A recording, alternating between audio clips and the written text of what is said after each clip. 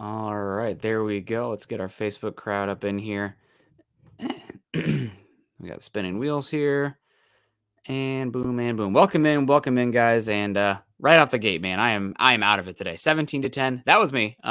Trying to build the stream while trying to rush over to Scott's channel because we did a Forging the Falcons this morning as well. Mondays are going to be busy, but fun. So yes, 17-7. Broncos win. Boom. Let's ride, Diamond Rattler. Good afternoon, Ethan. Good to see you, Luke Wright. Jeremy's in the house. Rob Bucksbum. Awesome to see you guys. Welcome in. It is Monday morning, 7:34 a.m. right now, Mountain Time, and it is a Broncos victory Monday? Question mark. Can we do that in the preseason? Absolutely. A win's a win, baby. We'll take it. Hello, I am Nick Kendell, joined by, as always, for these morning shows on building the Broncos for breakfast, Scott Kennedy. Scott, the coffee is obviously still starting to matriculate through my veins. How you doing? Happy Monday. I'm good. I'm through mine real quick, so I'm feeling pretty good. So ready to talk. We had a good time. Got the evening crowd last night was fired up. Did the Mile High Huddle with Zach last night, and ready to break it down a little bit more intricately on Broncos for breakfast. Absolutely. Got some good people coming in here. Jake Gerard, is it weird that I was happy to see a new special teams unit? Haha. Let's ride. No, Jake, not at all. And I guess let's just get into it right away. Broncos, one of the key takeaways I had was something Carl and I especially have been preaching on the Building the Broncos shows for a number of years. It's kind of an old coaching kind of thinking, but there are 3 phases in the game. And in order to win a game of football, you need to win 2 of the 3 phases every week. And unfortunately for the Broncos over the last 4 to 5 years, you could almost pencil in that the special teams was going to be a loss every week, which means you had to win offense and defense. Scott, I think the Broncos special teams won this one going away. A lot of that thanks to Montreal Washington, but the coverage units were good as well. Yeah, exactly. I saw some dynamics. I saw some big plays basically, and then I saw competency in the coverage units where they were limiting the big plays. It's like, okay, you're going to catch the ball on the goal line, you're going to run to the 20, you're going to get tackled. Yep. Holy cow, that's insane. Who'd have thought of that? So it was, and then the punting units were good, kicking units were good. Everything was solid. Everything looked crisp for a coaching staff that was basically making their debut in that job too, as far as first-time offensive coordinator, first-time head coach, first-time defensive coordinator. Nathaniel Hackett mentioned the communication process was better than he could have expected. I agree. It looked like a veteran group out there, a well-drilled, well-oiled machine out there. Did everything go perfectly? No, it's a game. The other team's trying to beat you too. But the stuff that you can control all looked solid. It all looked crisp. I think you've got to be very, very happy with the early returns from the Denver Broncos and Nathaniel Hackett. Yeah, absolutely. And shout out to Stukes. Special teams look good. Montreal Washington, special teams look good. Offense, not so much, but we'll get into that. Don't recognize this one as much. Duke with the, looks like he's gasping about something. Maybe he's gasping about the Broncos having a good special teams out there. Good morning, Nick. Good morning to Scott as well, Duke. Good to see you, Duke. Unless this is a different Duke with a new profile picture, but either way, good morning to you. Luke Wright saying, I love our new coach. Love the new coaches. We'll see how it progresses, though. Definitely have some questions about arose as well. We'll get into it, though. EJ coming in saying, good morning, Nick and Scott in Broncos country. Good to see you, EJ. Sunny days with the thumbs up and the hearts and the coffee. Thank you so much, Sunny days. CC's in the house. Morning, Nick, Scott in Broncos country. Hope you all are doing good. Jeremy saying Montreal's making Azani and Stukes look smart for taking a chance on him. Yes, I was flabbergasted by that pick, and hopefully they make me look really dumb. But it was more so, who the heck is that? Sanford? You couldn't have gotten him undrafted? I guess not, because he looks good right now. Well, and at the end of the day, it's George Payton's picks. He's the one that's going to be judged on the draft picks. So good on him for putting the green light on that pick. So far, even if he doesn't catch a pass, because he's looked good as a receiver too. You've gotten almost more than you've expected. Even if he doesn't catch a pass, if you get a quality return guy, what was it? Was it 4th round, Nick? Late 4th round? It was mid-5th round. Either way, that end of the draft, if you get a guy that can contribute in a big way on special teams as a return guy, nice. Good job. Yep, absolutely. And Derek, I can't edit it on Facebook. I'm sorry. It was me. I put 17-10 because I was trying to rush over to the Falcons show, and it was 5:30 a.m. My time. So I apologize. But we're 17-7, even better for the Broncos coming in here. We got Dom coming in. Hey, Dom, how you doing? Sorry I won't be at that Broncos San Francisco game. I know you wanted to see me there, but I'll be at the Seahawks game if anybody makes it out to Seattle. September in Seattle is glorious as long as wildfire smoke holds at bay. He says, good morning, Nick and Scott in Broncos country. For our first game, we killed it. Way different energy. Defense is killer. I love our new special teams coach. Hope the best for Denver Broncos for life. Absolutely. Craig Smith, good to see you, Greg. Michael Ronquillo's in the house, too. Dakota's in the house. Hello, guys. Hello to you. Albert Knoppers, good morning, Nick and Scott in Broncos country. Awesome to see you. And a good point here from Andrin Hillhouse. Azani has been a dark horse MVP of the season so far. Pretty early to be dubbing a positional coach MVP, but absolutely. And let's start to get into the game, Scott. Your first takeaways off the cuff. I know you already kind of talked about it a little bit with Zach last night, but we haven't talked about it. So this is fresh for me. And I'm still waking up. So what are you thinking? What were your main takeaways from the game? The first thing that comes to mind was I can see why this guy is 36 years old and still has a job in the NFL. Josh Johnson. There was a lot to like there. The mobility, the arm talent, the poise. So that, and then my next question was, how has he been on 17 teams? So there's a reason why he hasn't been able to stick everywhere. I've seen the reasons why he's still on the field, but there's reasons why he hasn't been able to stick. I just haven't necessarily seen it yet because he looked really good. I saw a guy, we've talked about that. If your starting quarterback goes down for the season and you're a contender, you're probably no longer a contender anymore. But if you lose a guy for 1 or 2 games, Josh Johnson's a guy that can come in here and steal you a win or two and hold down the fort. So very impressed in that regard as well. Yeah, I think Pro Football Focus had Johnson's adjusted completion percentage at like 95%. Some drops there early, and then he got hot in the second quarter. Really awesome to see the offense. A lot of easy completions scheduled out there. A lot of bootlegs as well. A lot of movement and play action. And obviously, the Broncos are still going to unveil more and more. But to see that much, level B, level C, or tier B, tier C play calling rather than simple slants, dropbacks, et cetera, that we had been accustomed to in the regular season, let alone preseason over the last few years, was good to see. And I thought Johnson, it seemed like in camp, Rippon had been outplaying Johnson, although Johnson's been going against the 2s. Rippon had been going against 3s and 4s. But in this game, Johnson, for me, thoroughly more impressive than Brett Rippon. That the red zone for Rippon, horrible. Apps that whatever they didn't get in on the 4th down, slow with the ball, slow arm velocity, slow decision making, not good. So Josh Johnson, thoroughly in the lead there for me. Gary Leeds Palmer, good, and thank you so much for the stars, Gary. He says, "Good morning again, Nick and Scott. It's good to see you." Is a poor running game simply because there weren't ones on the field, or what's going on there? Let's ride. What do you think, Scott?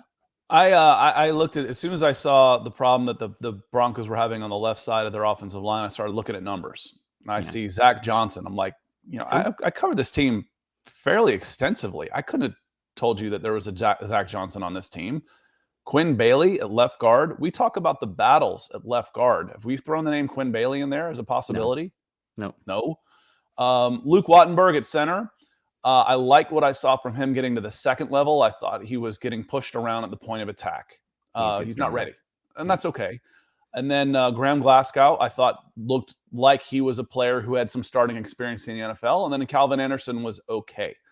The left side of the Broncos offensive line was getting blown up by with 3 guys that aren't going to be playing offensive line for the Denver Broncos, you hope.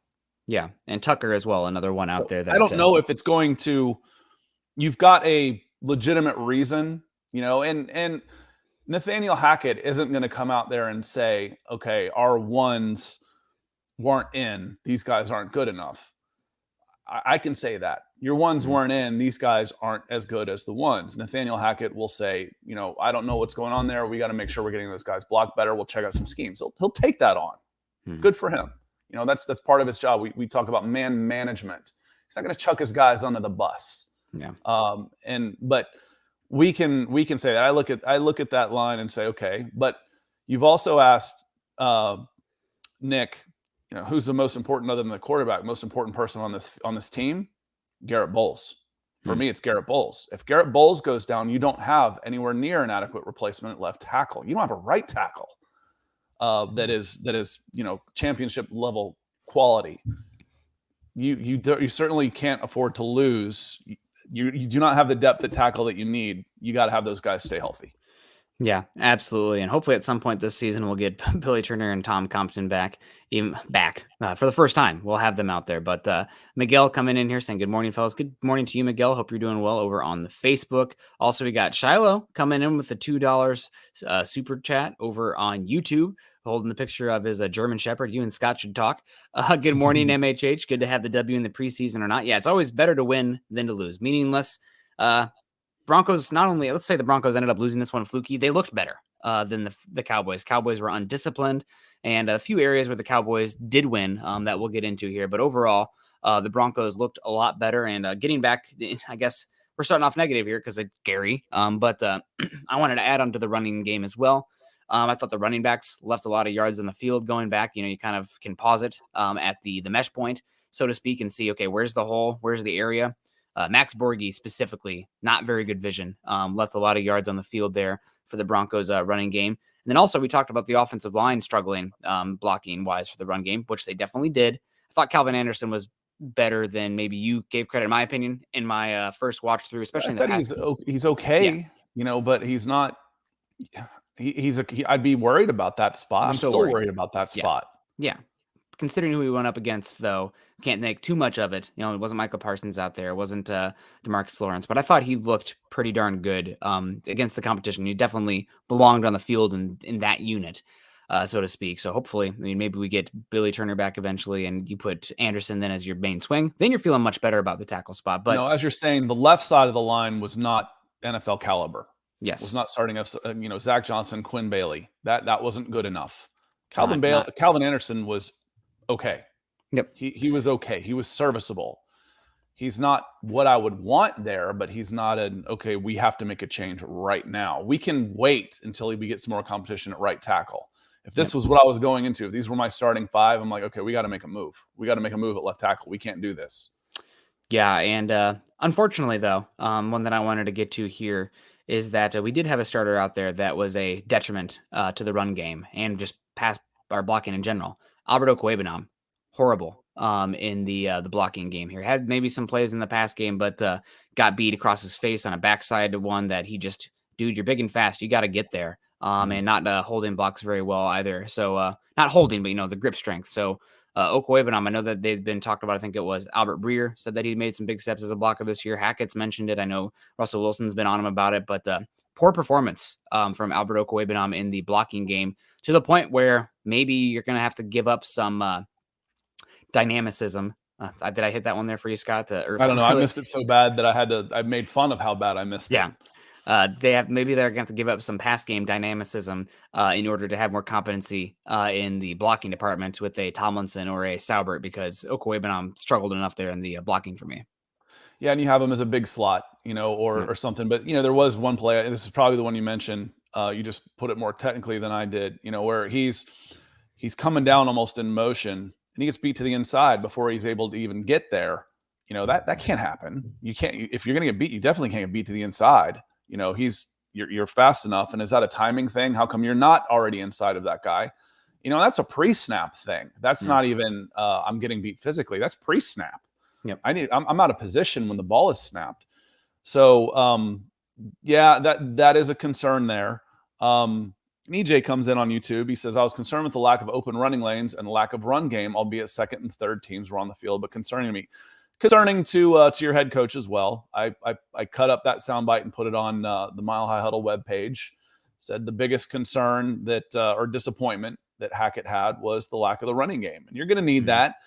And again, I look at it and say, okay, give me Garrett Bowles and Quinn Miners on the left side of that line, or Dalton Reisner on the left side of that line, with Melvin Gordon or Pookie Williams back there. And then let's talk, So I'm not concerned yet, but again, schematically, if I say, okay, we were getting beat in schemes, we're getting outloaded. If you're just getting beat because their guy beat my guy, that's going to happen.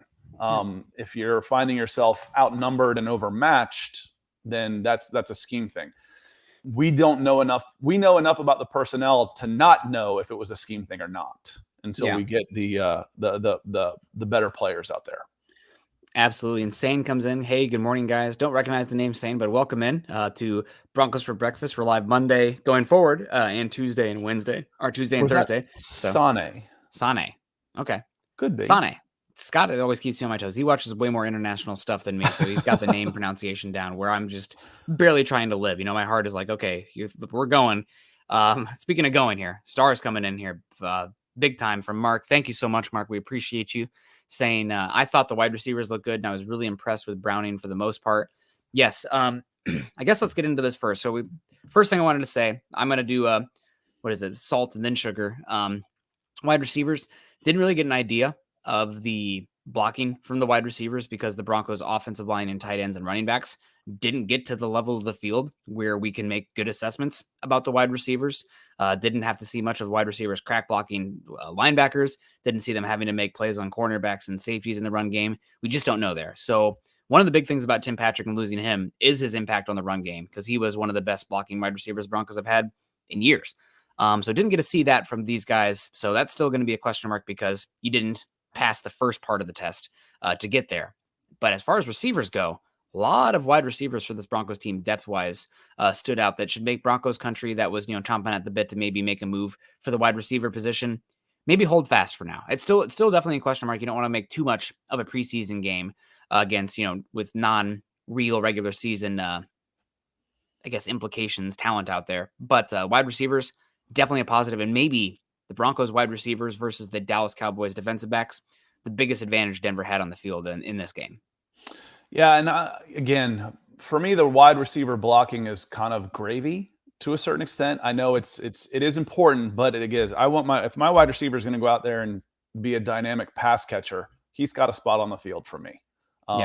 So again, but I know what you're saying. We didn't get a chance to see because the thought process is always, no big run happens without a wide receiver making a block. And that's absolutely true. But they don't have to be dynamic blockers. They just need to get in somebody's way and steer them to the sidelines. They don't have to be manhandling their corners or anything out there. So as far as what your primary job is as a wide receiver, they look very good. Yes. They look very good. And how many of these guys could be playing on other teams come October 1st? We've talked about all season. George Payton said, I guarantee you we will have more draft picks. Okay. How? If you're going to have more draft picks, it means either you're trading down and accumulating more draft picks, and you don't have a lot of high picks right now. No. Or you're going to be able to spend some of the guys on your roster for some lower middle round picks anyway. As you are showcasing some of these wide receivers, a la Trinity Benson, that can end up being some of these guys that maybe you're able to spin into a 5th rounder, another 6th rounder. And that's a good thing. So the positive contribution for these wide receivers may not be on the field, but seeing them shine in the preseason is a very, very good thing for the Denver Broncos. Yeah, absolutely. Thank you so much, Mark. And yeah, the Broncos wide receivers really did stand out. Anybody specifically for you that you want to highlight here, Scott? I mean, there's plenty of wide receivers who stood out, but who stole your heart? Is it your guy in the draft from a couple years ago? Maybe, I pay a little extra attention to Seth Williams. We talked about him last year. Who is a sleeper of this class? Seth Williams has a lot of tools. He is a strong, big-bodied, kind of a wide, no pun intended, wide receiver, physical guy. Oh, who's that sound like? It sounds a little bit like Tim Patrick. Can he get the separation at this level? Can he learn the nuances of the position that for one reason or another never quite clicked for him at Auburn? We'll see. When I've seen him on the field for the Denver Broncos, he's been a positive. His cameo last year at the end of the season made a couple nice plays. And then in the preseason this year, he's made a couple nice plays. But there was a lot to like. Brandon Johnson, Virgil, some guys that I couldn't have named 6 weeks ago were playing really, really well. Kendall Hinton, for that matter. Again, you're not going to be able to keep all of these guys. So, boys, go do really well and earn yourself an opportunity somewhere else and help this team by getting us a couple extra draft picks. Absolutely. Brandon Johnson and Kendall Hinton impressed me the most out of these guys. I thought Seth Williams, his touchdown catch was pretty good. He had a good game overall, but I would put Brandon Johnson and Kendall Hinton number one. But again, coming full circle here, and it's something now everyone drink. But you're talking about, the fourth, fifth, sixth wide receiver here, because Montreal Washington will put him in pen at this point. Biggest thing might come down to special teams ability. And out of these guys, Jalen Virgil is the best gunner, might be the best gunner on the team right now. He's definitely up there. So we'll keep an eye on him. Also, you have Tyree Cleveland, who's still in the depths, out with a throat injury. But the Broncos wide receivers really stood out in this game. Some of it was being schemed open. Got to give Johnson credit as well. But want to give Hackett some credit as well. And of course, we talked about it, Zach Azzani, making his money's worth. Great to see. Speaking of making money's worth, Jacob Foster coming in with the stars over on Facebook, the silent one. We appreciate you, Jacob. Thank you so much for joining us this morning. Also, we got Gabe in the house saying, good morning, lads. Good to see you, Gabe. He also said, was it me or did the play calling, especially on passing plays, feel so much better? Almost like a breath of fresh air for the first time in 6 years. I feel like the Cowboys were undisciplined, underprepared, and this is a classic Mike McCarthy, who I just can't imagine coaching beyond the season. But the Broncos definitely seemed like a team that was much further along than the Cowboys right now. And I'm going to call this the Russell Wilson effect. He wasn't even out there on the field, but it's kind of like, let's say, a video game. You buy like a star pack or something, you have 25% plus experience going on. Russell Wilson coming in right now, I think the Broncos, the intensity and everything, because he's come into this new situation, has been racketed up. So this Broncos pass game looked crisper than you'd expect. All these guys, I think, are further along than typically, because the intensity and the self-discipline or just like expectations have been raised as well. That's part of it, but I'm going to give Nathaniel Hackett a lot of credit for going out there and turning these guys into attack-minded players who enjoy playing the game of football again. You get out there with a minute left and the ball inside your own territory in a preseason game. What's Vic Fangio do? He probably takes a knee. Probably knees it out, and let's head to the and I don't want to say, well, he didn't have his quarterback. Hackett didn't have his quarterback either, but until I put my trust in these guys, especially in a preseason game, and have a chance to play, let them go out there and attack. Let them go out there and have some fun.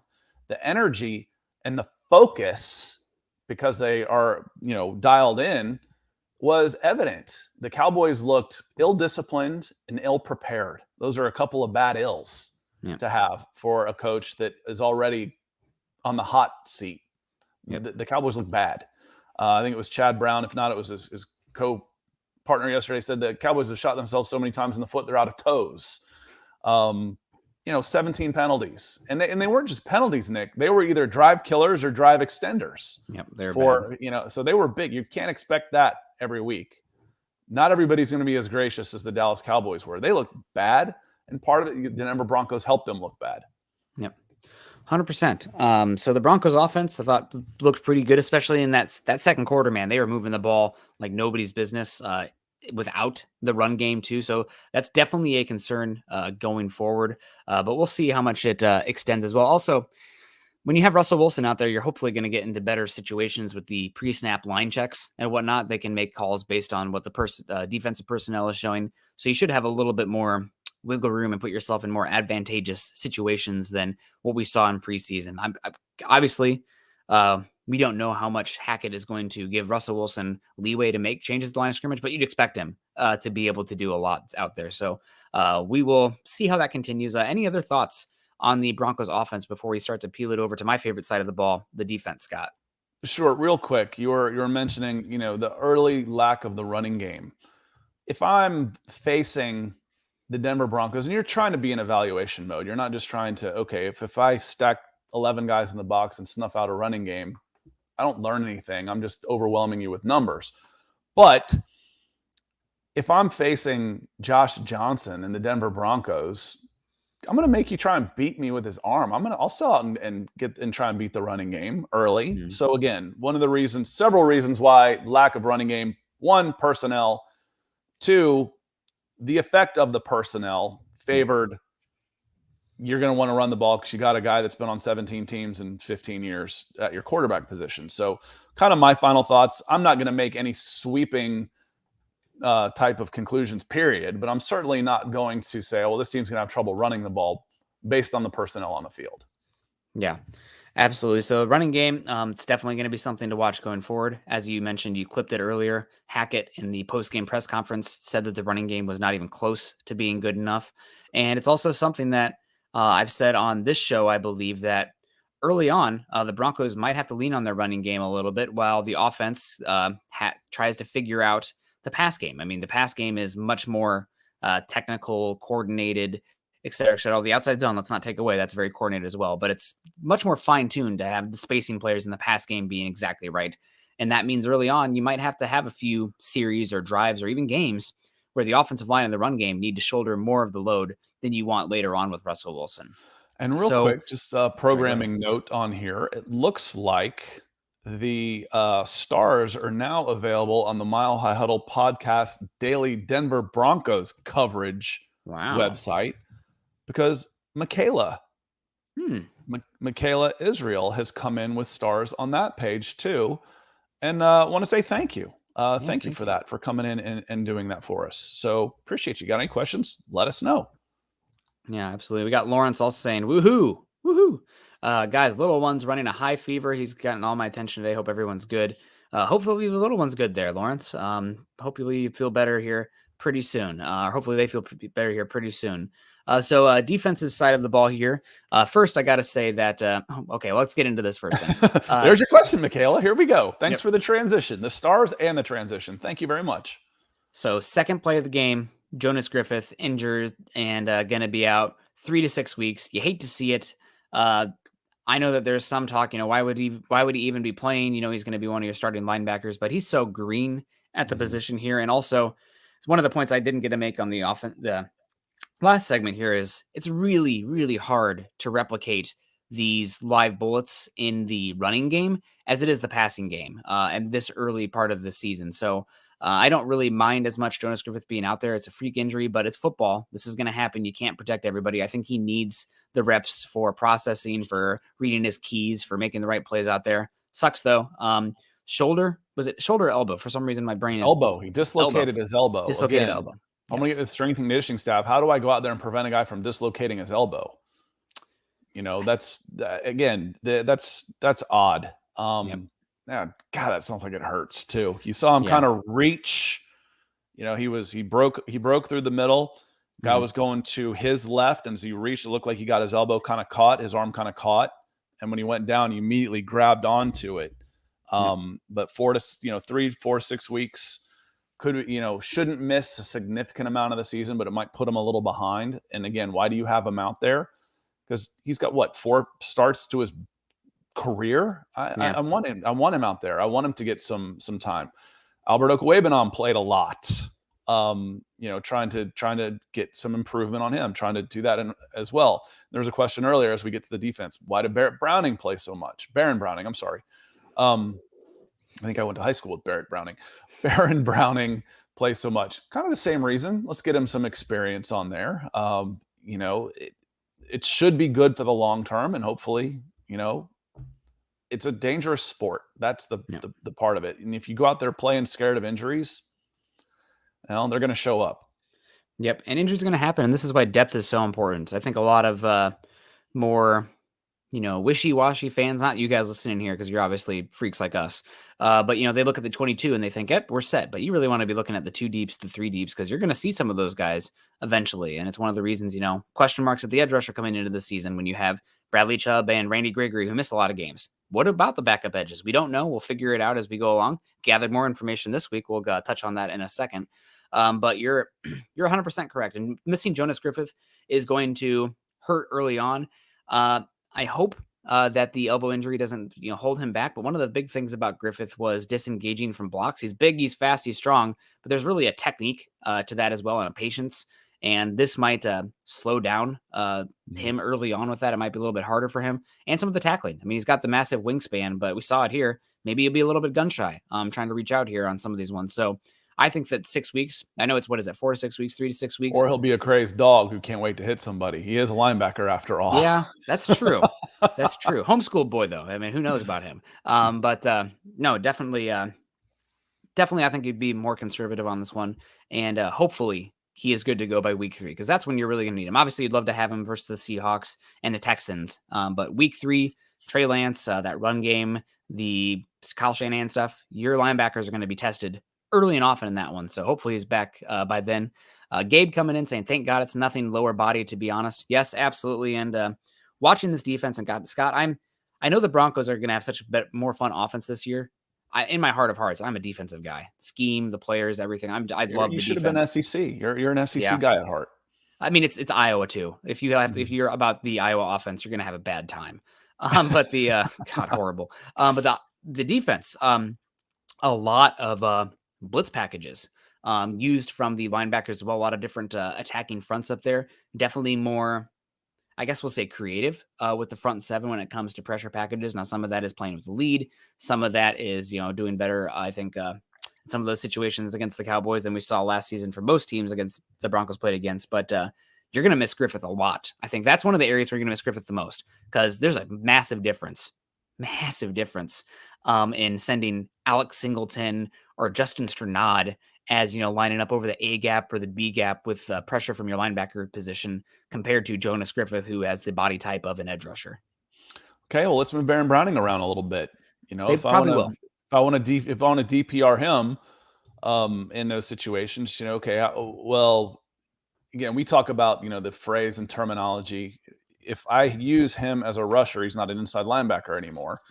I can use him in other places. I can move him around, walk him up to the line, and do those things. And maybe Baron Browning starts filling that role as opposed to just being straight edge. Baron Browning came in a lot of ways. Michaela asked, how do you think we looked at linebacker? And my thought on this was solid. Justin Strnad had a good game. I thought he had a really good game. That he was making lateral tackles, not just chase down tackles, but he was keeping guys in front of him and making the tackles. I thought Singleton looked competent for sure, looked professional, doing his job again.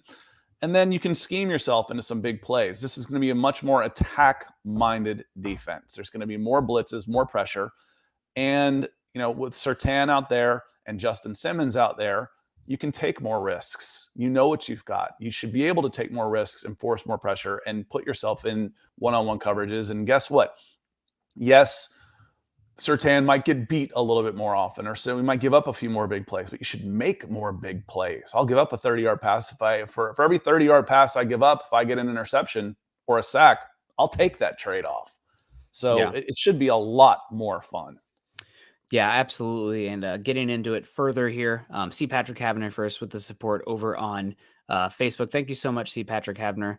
And Scott, I thought the linebackers were just okay out there. I think they looked Justin Strnad. He didn't really make any plays in the pass game where he's kind of the smaller body linebacker. You wish he was a little bit more dynamic athletically, given how small he is. But he also did the thing where what you really want from linebackers in coverage in today's NFL, realistically, what you want is that, I think he gave up 5 receptions, 5 for 5 on targets. He made all the tackles in his vicinity as soon as the guy caught the ball. So that's what you want. My biggest issue with Strnad was coming downhill. He got washed out pretty consistently in the run game and getting a lot of the tackles where, he tackle and then the guy runs another 3 yards going backwards. So that's a concern you're always going to have with Strnad, given his style and body type. I really feel like, now that you're talking about Singleton early on, your linebacker 2 probably, and Strnad your linebacker 3, I'd rather have those guys, your 4 and 5 than that. That's the type of quality that I see when I just watch them off the cuff in this game. Yeah, but inside, are you going to get to 4 and 5? You're basically saying I don't want them at all, which is fine. But emergency. Yeah. They're like break glass. They're preseason linebackers. Mm-hmm. They're scout team, as so to speak, linebackers. Yep. How much are they going to play? Special teams guys. Yeah. I don't know. I watched individuals more than I watched formations on this one, Nick. So, okay. I wasn't looking to see, it felt like I saw a lot of 2 defensive tackles with 2 stand-up edges a lot, mm-hmm. In a 4-3 where the edges were stand-up edge with two down, as opposed to, a 3-4 with 2 walk-up edges. It felt like that a lot. Patrick, thank you. C. Patrick Havner, thank you very much for the stars, my friend. Appreciate you supporting the shows. Couple other things I saw. I thought Marquise Spencer had some decent time out there on the defensive line.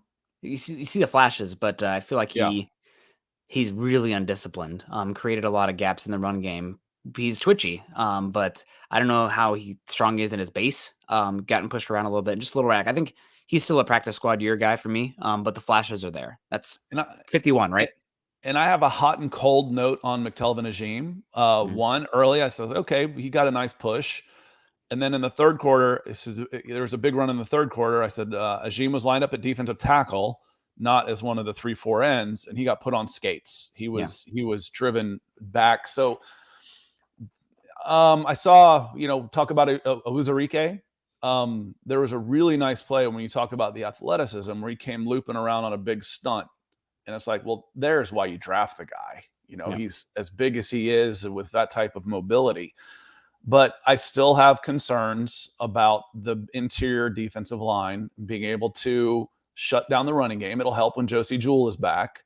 Even moving guys up. You see the inside linebacker, run up on the line and pop a guy on the ass to move him over all the time. I'm making adjustments in front of me, slide over into this gap, do those type of things.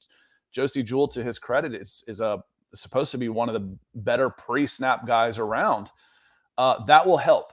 That will help for sure. But as far as mano y mano, the interior defensive line for the Denver Broncos is still a concern for me. Yeah, they got the Broncos in this game. Is my big takeaway was the Broncos won emphatically on the perimeter. Obviously, CeeDee Lamb wasn't out there for the Cowboys. They weren't playing the other starting cornerbacks. So the Broncos won going away, both on both sides of the ball on the perimeter. I would say that the Cowboys won in the front seven on both sides of the ball, offensive and defensive line, outside of the Broncos pass rush. I thought the Broncos edge rushers beat the Cowboys, which honestly you'd rather have, probably a little bit more impactful. And it's hurts that way, but also you limit the big plays. How many big plays do the Cowboys actually have? Because Broncos are getting paper cut to death on the run game by the Cowboys, but only giving up 7 points. So I agree with you. Excuse me. The Broncos' interior defensive line was a massive concern in this game. Tyler Smith, the Cowboys' first-round pick, ate up his matchup almost every time. You mentioned McTelvin Najim. Came into the league, questions about his ability to anchor in this game, put on skates multiple times. He had a few good pressures out there, but I don't think enough. He's such a detriment in the run game that, and that's his first job still, that it's concerning. And the other guy out there that, maybe hopefully won't make the team, but put on skates regularly, number 92, Jonathan Harris, way outmatched by the Cowboys defensive line, getting displaced, spin around out of the wrong gap. I mean, just not good from number 92. I will give to his credit, though.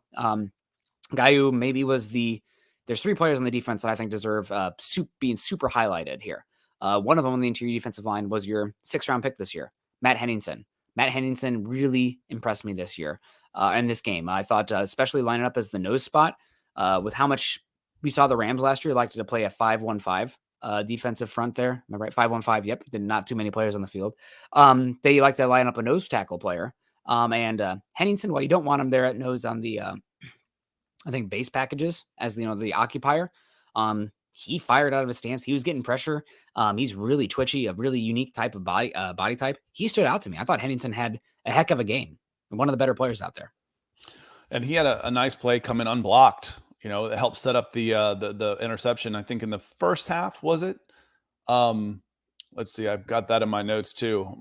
They said they forgot to block Matt Henningsen on the first interception, 6th-round pick. I didn't remember him. We haven't talked about him since probably draft day. I liked him a lot, but he whipped Iowa. He whipped Iowa. And now maybe we should. We've talked a lot about Uzarike, but I don't remember hearing the name Henningsen in the last 3 months, honestly. Now it's somebody that we get to start talking about a little bit more. Yes, the edge, the guys that were in, and there was a couple players that I was like, okay, he didn't look good, and I didn't even bother committing the names to memory. I'm like, okay, I'm looking at the depth chart, and they're like 4th down there. I'm like, okay, I don't have to worry about this. He's not going to be around. He's out there because it's 4th quarter of a preseason game. Yep. Absolutely. But Henningsen was excited about that pick when it happened. And it seems like, Scott, in this last week specifically, Henningsen really started to stand out. I know in the Cowboys, Cowboys, thanks for filming and putting out there the scrimmage where that was probably better tape than what the preseason was. But Henningsen in the Cowboys Broncos combined practice, he stood out in that one as well. So good for him. Keep an eye on him. You want some depth, guys. I'm really curious to see what his usage is because they played him a lot at one technique early on. His body, he really isn't a one technique body type, so to speak. Who is on this team? Purcell. No, that's about it. That's DJ it. Jones maybe a little bit too. 320. Not really the length, but still, that's another one out there. But really curious. Maybe you found yourself a third down, but you want to play 3 interior defensive lineman type of look guys because the Rams did that a lot last year. Eric Weber coming in here saying, good morning all on Broncos for Breakfast crew. Solid performance against Dallas, but what are we going to do about right tackle, inside linebacker? Inside linebacker is a concern. I know there's some talk of people on here, maybe Baron Browning can move back. I think that is in-game emergency type of situation there. Let's say you lose 2 linebackers in the game. Okay, well, now we have to move Browning, but I don't think you want to touch Browning very much unless there's very specific pressure packages, which guess what? You could put Gregory or Benito out there in those kind of spots as well. When we're talking about lining up over a B or an A gap. But linebacker, I wouldn't be shocked if you see somebody signed today for the Broncos coming in because they're going to need bodies to even run the practices. And right tackle, it is holding your breath right now and hoping that Billy Turner and Compton come back soon and Calvin Anderson can continue his performance against the Cowboys, which was solid. Not notable, but solid, which is, that's what we're hoping for. Eric, just to condense what Nick said, time. You're waiting for health right now. Yeah. I think the 2 right tackles, the 2 you brought in to compete at right tackle aren't healthy. And some of that seemed to be preseason, Nick. That seemed to be pre-signing, as far as the health goes. Those haven't been recent injuries. So you're kind of waiting on those. And then it's not a season ender for Jonas Griffith and should just miss the preseason and could be back as soon as game 1. And you're happy with what you've got there. But yes, could moves get made? Absolutely. There was a question here. I'm not sure who it was. Say hello and I'll call you out. But who would you rather have, Alexander Johnson or Joe Scobert coming in? Who Nick? You asking me? I thought, okay. Yeah. I didn't know if you were asking. I thought you were just reading the question. I was, and you can answer.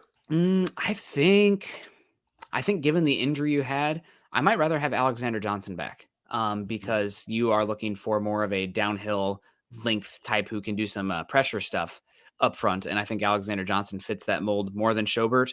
But really, it might come down to who can I give the least guaranteed money because maybe that guy doesn't last on the roster very long once you're healthier again. And I'd rather, save a little cash there because I think it's the difference between those 2 guys is probably slightly negligible. I think AJ might want a little more as far as, when you're coming back to it seems like, listen, you didn't want me. Now you do. You were paying me this last year. I'm not coming in and doing the same job for a fraction of that. I'd rather go play. If I want to play for a fraction, it's going to be a new situation, not where I just was. So, depending on attitude, ego, it makes sense in a vacuum to bring in a guy that's familiar with the team, familiar with the players, but that could also honestly could work against him. Because of, personalities and, maybe some resentment for, why haven't you called beforehand? Now I'm the last guy on the list, so it could go either way on that for sure. Yep. And keeping it on the defense here, the defensive side of the ball, Baron Browning, I thought, was the most dynamic player on the Broncos defense. Looked like the natural at edge, feeling pretty good about the draft takes where Eric and I were a little bit opposed here, where he thought he'd be a better second level Sam type, where I'm like, the tools and everything. Linebackers, especially stand-up edges, he can be a little bit smaller, but man, he has height, weight, speed. He can get after it. He got after it in this game. There's a few plays in coverage and run defense where the processing, I think, was a little bit slow. Over-aggressive, which I don't mind. Yes. If I'm over-aggressive trying to make an impact, and the team happens to take advantage of that every so often, so be it.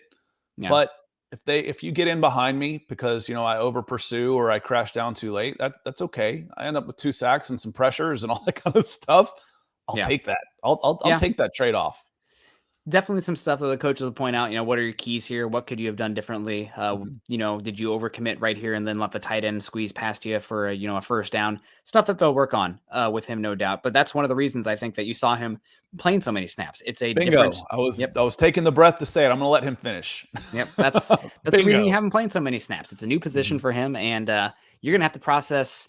It's a little easier, everything on your plate from the edge rushing spot, from the linebacking spot, but things happen faster closer you are to the line of scrimmage. So a couple plays here or there where he overcommitted that they're gonna have some film to work on. But overall, man, really stood out. Definitely the Broncos. Him and Henningsen were the two players in the front seven that stood out the most to me. Malik Reed, I know he started, but I didn't even really notice him out there at 59. And then Nick Benito as well, up and down. He was the player he was at Oklahoma. A few good dynamic movement plays, but then getting blown up in the run game a few times, and not the best in coverage as well. So I think Baron Browning took a massive step forward from what I can see with my eyes, and should have pretty emphatically planted his flag as the first edge off the bench in the Randy Gregory Bradley Chubb backup spot. I agree. If you're sitting there and everybody's healthy, it's 1 and 2, Chubb and Gregory for now. Mhm. And then Browning third, which means he should get a ton of snaps. It Yep. means he should get a ton of snaps at edge. Yep. If you're the third guy at that position, you will play a lot and you'll have a chance to make a big impact. 100%. We got a few more coming in here. Benjamin Flores, morning fellas. Feels good to have our first victory Monday. Wish the Raiders would have lost though. Yeah, who cares? they lose because they're the Raiders. I didn't look at a Tots. score. I didn't even see a score. Who played quarterback? I did see former A&M Auburn Tiger, New England Patriot quarterback. And I can't even remember his name. Mac And he Jones. played for them. Who? Him. Yeah, that guy. Okay. Mac He Jones, played. okay. He played Texas A&M. Played at Auburn. Played with New England. Oh, Jarrett Stidham. Thank you. Maybe. Yeah. Yep. I Yep. know that's about all I remember from that game. Because like Nick said, who cares? Yep. Jarrett Stidham. Who married like the heiress of the Houston Rockets or something. He's going to be fine in life. Morning to Todd Smith. Good to see you. Thank J.I. Stidham. Chase Wellner also, did you guys already discuss Uzurike? We thought he looked okay. I honestly wish he would have been in there ahead of Ajim / Jonathan Harris, who did almost nothing for me in this game. Ajim, the hot and the cold. He had a couple good pressures there, but just so bad against the run that it's hard. But Uzurike, Scott mentioned it earlier, there was a good pressure package where he did a stunt, got around and almost finished the play. And then Jamar Johnson, buddy, in his breadbasket, wait until it comes to him, not attacking the ball at the high point. And because of that, the receiver gets over there and takes away an easy interception. That's the kind of stuff where Johnson was drafted because of his interceptions, not because of his physicality or tackling or athleticism. And you're not making that play. In my opinion. But coming in here with a $2 super here. Scott, what's your shepherd's name? Oh, talking German shepherds. His name is Smokey. He's a shepherd mix. I always say, you go shepherd, you'll never go back. He's mixed with a smooth coat collie, which I had never seen before and didn't know that was. And I couldn't figure out what he was mixed with because he's got white patches on him, including white socks. I'm like, what on earth is that big that has those colorings besides a Burmese mountain dog, which is much blockier? He's still very narrow. Someone said, "Oh, it looks like a smooth coat collie." I'm like, "What the hell is a smooth coat collie?" Oh, let's ask the Google. Oh yeah, there he is. So he's a mix. My last one was a shepherd lab mix, and he was the world's best dog. I'm like, they ought to just make this a breed. He was awesome. So yeah, once you go shepherd, you'll never go back. They're just awesome. Yeah, not that all dogs aren't. All dogs are pretty awesome. Yeah. Absolutely. First No Fear, getting in here a little late. Says good morning, Nick and Scott and all of Broncos country. Good to see you with First No Fear. Wanted to get into the defense a little bit more. Scott, I feel like we're spending there's just so much more questions about the defense for me, given we saw more guys are going to contribute than we did on the offensive side of the ball this season. And that's just the nature of defense being a little bit more rotational than the offense. But secondary, I thought looked pretty good overall. The one player for the Broncos defense that's like he should be one of the first 5 cuts was Donnie Lewis Jr. I think he was number 39 out there. Man, the Cowboys. Yeah, yep, exactly. But man, he was they identified him as a weakness and they went to that well many times. So yikes, Donnie. I'm sorry, buddy. I don't want to come at your life, but better luck next game. I I guess. can't even find him. Was he a corner, right? Yep, number 39. Yeah, he's not even on the 3 deep at, oh, wait, 4th. He's listed 4th on the R-Lads depth chart. Yeah, well, man, woof. Not a good game from him. I was Yeah, really when I see impressed. him not play well and takes me that long to find him on the depth chart, I'm like, "Oh, I'm not," like I said, I'm not even gonna commit his name to memory. He's toast. Yeah, can't body. One of those, you have to get down to 53, 55, whatever. Yep, he's going to be one who's going to be frustrating probably the next couple preseason games, but take some solace in knowing that probably not going to see him out there for the Broncos week 1. But the thing for me, I thought the safeties looked really good in this game from the Broncos.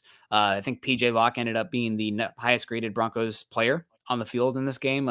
Really good movement skills out there. The interception was great. It was meant to be kind of a pick play, and he just rubbed off that pick and got in that lane, and the quarterback made the decision to throw the ball before even processing what was happening because the guy, but got to make the pick. Great job by PJ Locke undercutting that one. Shout out to him. I know that it was OTAs where there was 8 questions asked, and 3 of the 8 questions were about PJ Locke, and I'm wondering what the hell is going on. Like, we have only so many questions, and we're asking about a depth safety here. What's happening? Well, PJ Locke stood out, and maybe somebody that if Kareem Jackson loses a step or something, or dinged up this season, Locke might be the first guy off the bench in that position, the deep safety. That said, a lot of dimebacker usage from the Broncos defense in this game. A lot of only one linebacker looks as well, especially on, Which we if even, knew. which Which is we new knew for coming in. yep. Mhm. But it's new for what this team did. And we saw it a lot on not just third downs, but like 2nd and 10 as well. A lot of dimebacker looks, and Caden Stearns in that role looked really good. And also J.R. Reed looked pretty good in that role as well. So number 20 out there was making some plays for the Broncos at that dimebacker position. So any thoughts on the safeties and the secondary in general, Scott, in this one?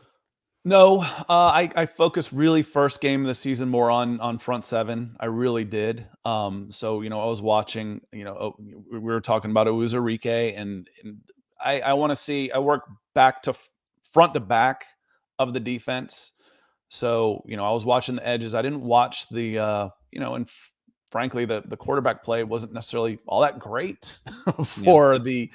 for the Dallas Cowboys, where I didn't feel like they put a ton of pressure on the backside of the Broncos defense. Meanwhile, I was watching where the action was, which was Baron Browning coming off the edge or the runs up the middle. So I didn't watch the corners. I'll spend a little bit more time in the next game, or as I rewatch this one, focusing on the backside. Yeah. Safeties to me looked really good, specifically Stearns and Locke, the first 2 out there. You should be really happy about that. And I think that it bodes well. The Broncos, it's going to come down to the defensive line, but your linebacking depth is questionable, but you have good safeties. What are you going to do? You're probably going to play more safeties in lieu of linebackers. That does require the defensive line to do their job. And from what we saw from this game, unsure. Another big thing here about the defensive line is that we didn't see Deshaun Williams at all, which for me really stamps home how much they like him, because this is a game where that's a guy who could maybe use some reps or, questionable, let's see what he's like out there. I don't remember seeing him once, which to me takes him on a tier that I didn't even think the coaching staff would have him on. And I think we mentioned earlier the one player that's seemingly like that, who we thought was kind of battling for a job, is Cushenberry. Mm-hmm. Cushenberry solidified himself so much at the number 1 center spot that he was hands off in this game, going back to that side. And Shiloh coming in, as we're wrapping up here, just have a few more minutes left before we get out of here for the day. He says, a first impression of coaching and special teams look good. Crisp, inspired. All those things were good. Everything seemed to go really well as far as the communication process. You couple that with what you saw from the Dallas Cowboys, which was a comedy of errors, 17 penalties, missed everything, delay of games, pre-snap stuff, and they looked, again, a couple of ill-disciplined, and ill-prepared, where you can't say that at all about what you saw from the Denver Broncos. Very, very pleased with the first impressions of this coaching staff and their organization and preparation for game day. Even something as simple, Nick, as clock management to end the half was a big improvement. Yeah, absolutely. First impression was pretty good. We'll see more going on here. Different teams, different variables, get a better idea of where the Broncos rank. And oh God. Oh, okay. Ethan coming in with the red coming big time, man. Happy Monday. God, my God. Thank you so much, Ethan. Now I don't need coffee. I got my jitters now. I'm awake. Great, I'm awake. great show, Jensen Broncos country. Glad Broncos for Breakfast is back on Mondays. Scott, thoughts on Chelsea Spurs match? Oh my God. And the dramatic ending and red cards for the managers. Go ahead, Scott. Let's see. Was there anything in there before I get to it? On the Chelsea Spurs match, Chelsea got robbed. I don't say that lightly. I try and look at everything as how would I feel if this happened to me, or that type of thing. Their first goal was a joke.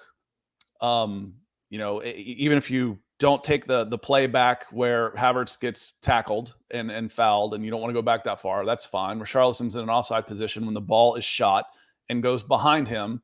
That's textbook impeding the goalkeeper. That's offsides. That's one. The second goal, the play before that, they're doing a VAR check on a guy grabbing him by the back of the hair, Cucurella by the back of the hair, and slinging him down to the ground in the 96th minute, the last play of the game. Nothing. That's in itself a red card. Yep. Next play goes in, Spurs get the tying goal. It was ridiculous. I don't mind losing. I'm disappointed when teams, and this goes for all sports, whatever it is. You get beat, you get beat. You're pissed off when you do something stupid or the other team makes a play. You're upset. But when you feel like you're cheated, it takes the fun out of the competition. It ruins sport for you. Yeah. And that the sporting aspect of that game was ruined for me by the officials yesterday. That's how I feel about it. They done messed up. Should have been 3 points for Chelsea, but is what it is. And CC saying Mike Dean is a joke. Yeah, that's how I feel about. He would have been the VAR, I guess. I don't even know who the VAR was because he had his head up his ass the entire game. So if you have Anthony Taylor on the field with Mike Dean as VAR, well, no wonder it was a show of. It's like I said, it ruins sport when the officials are that bad. Yep. Anyway. Yeah, very frustrating to see that happen, but it's what it is. Well, guys, that's gonna have to do it for us today. We appreciate everyone joining in. Lawrence Rivera coming in. If there's any team that we could trade Melvin Gordon to, come with some stars, maybe get younger back that don't want to be where he's at. Melvin Gordon was on the free agent market. He's fairly cheap. I don't think they want to trade him. No. Sure, could you trade him? Probably. Why? Lawrence is always trying to spin guys off. I mean, let's move this guy. He's loving playing the fantasy football range of things. But no, I mean, you don't want to trade. You don't want to trade Melvin Gordon. No. He was on the free agent market. There was not a huge demand for him. If I could have had him for $4 million a couple of weeks ago, why would I want to trade a draft pick and $4 million right now, other than things change and I need a back? And now I'm desperate because someone got hurt. Wait until the end of the preseason, maybe. But no, I think Melvin Gordon's a Bronco this year. Yeah, me too. And also David Carmelo coming in and saying Brandon Johnson making the final 53. Definitely has a chance. There's a lot of good competition there. I think Kendall Hinton's probably the safest of those other guys now with the Tim Patrick injury. But there's one more spot, and there are 3 guys who I think have a good shot to make it in Jalen Virgil, who probably has a special teams advantage there. Brandon Johnson, who we're talking about there, Brandon Johnson, excuse me, and Seth Williams. So will be interesting to see how it plays out. Who knows? And heck, maybe those guys are showcased enough. Maybe you can get a 7th round pick, or you send a 7th and one of those wide receivers for a 6th round pick, and just increasing that value. And guess what? Then you turn that 6th round pick into 2 7th round picks later on. There's your maybe a little more than that. The way wide receivers play. I mean, heck, you look at the Atlanta Falcons and their wide receiver room. They could use a good professional in there. They'd send you a 4th. We'll take it. Seth was a 6th. I don't know that I want to spin him off for a 7th. Yeah. No, absolutely. So we'll see how it plays out. But yeah, guys, we got to get on out of here. I got to get in on to work. Appreciate everyone coming in here. We'll be live again tomorrow to talk the Denver Broncos again. Man, great time. A lot of fun hanging out. Good to see you guys on a Victory Monday. A lot of fun talking the Broncos again. Make sure you're following Scott and I on Twitter. Scott is at Scout Kennedy. I am at Nick Kendell MHH. Also follow us at Mile High Huddle and BFB_pod. If you haven't done so yet, make sure you're joining our Facebook communities at facebook.com/Mile High Huddle pod and facebook.com/Mile High Huddle, and subscribe, like, and share over on YouTube. Again, Facebook folks, sorry I couldn't edit the title. I wrote 17 to 10 at first. Put it on me. That was me trying to make a stream at 5:30 a.m. But we got it. We took care of it. We appreciate everyone coming in. Scott, what's the rest of your day looking like? Well, real quick before we get out of here, I want to say thank you to one of our listeners and show providers. This is not a paid ad. This is a thank you to someone that took care of us. His name's Patrick. He works for the Lion Coffee Company out of Hawaii. So just go to lioncoffee.com. Send us a whole bunch of coffee. You know we love our coffee on Broncos for breakfast, for goodness sakes. I've started with, he sent us an assortment of all the different blends. I've started with a French roast, and I am not a big French roast person. I once said, I'm like, sometimes it tastes like it's bitter just for the sake of being bitter. And my wife said, well, it is French. I'm like, well, that's pretty funny. But smooth, love it. Patrick, thank you so much for sending this to us. Like I said, it's in a paid ad or anything. This is just a thank you to one of our show contributors and community members. And again, check it out, lioncoffee.com. Patrick, we appreciate you.